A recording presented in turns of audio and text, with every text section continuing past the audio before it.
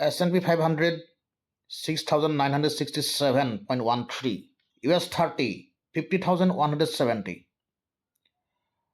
কিন্তু যদিও S&P আৰু US 30 বা ৱাল ষ্ট্ৰীট 30 আমি পজিটিভ দেখা পাইছোঁ, তথাপিও কিন্তু বিটকইন এটা হেভি মাইনাছ ট্ৰেণ্ডত আছে।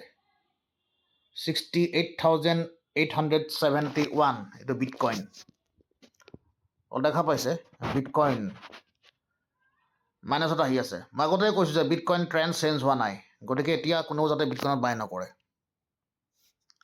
কিন্তু আপ ট্ৰেণ্ডত যোৱা বা ডাউন ট্ৰেণ্ডত যোৱা বা আপুনি ছিগনেল স্কেন কৰা বা ট্ৰেড কৰা, ইনভেষ্টিং কৰা বেলেগ কথা। এইটো এটা আপুনি আপ ট্ৰেণ্ডত গৈ থাকিলে বাই কৰিব নোৱাৰে বা ডাউন ট্ৰেণ্ডত আহি থাকিলে আপুনি শ্বৰ্ট চেল কৰি দিব নোৱাৰে। তাত ছিগনেল ডিটেক্ট হ'ব লাগিব, ছিগনেল কনফাৰ্মেশ্যন, নহ'লে কি হ'ব, আপুনি এণ্ট্ৰি কৰাৰ লগে লগে অপজিট ডাইৰেকশ্যনত ঘূৰি যাব।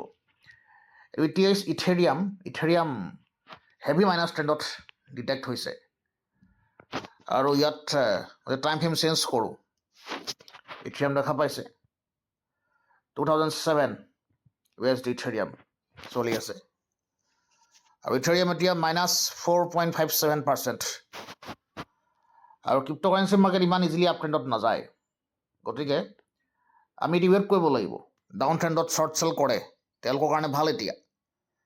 কিন্তু এতিয়া বাই যাতে কোনেও নকৰে, কাৰণ কোনো ছিগনেলে কাম নকৰিব বাই লেভেলত। কিন্তু বাকী যিবিলাক পেটাৰ্ণ আছে, এতিয়া গ'ল্ডটো ইণ্ডিকেশ্যন হৈ আছে। যদিও ইন ফিউচাৰ গ'ল্ড আপ ট্ৰেণ্ডত যাব, তথাপি কিন্তু এতিয়া ইণ্ডিকেশ্যন হৈ আছে। কোনো ইয়াত ট্ৰেডিং ছিগনেল জেনেৰেট হোৱা নাই বা ইনভেষ্টিং ছিগনেল জেনেৰেট হোৱা নাই। আৰু ছিগনেল জেনেৰেট নহ'লে মাৰ্কেট তললৈ ঘূৰি গুচি আহে। আপুনি অপজিট ডাইৰেকশ্যনত ঘূৰি গুচি যায়। আপুনি বাই কৰিলে তললৈ গুচি আহিব বা শ্বৰ্ট চেল কৰিলে ওপৰলৈ গুচি যায়।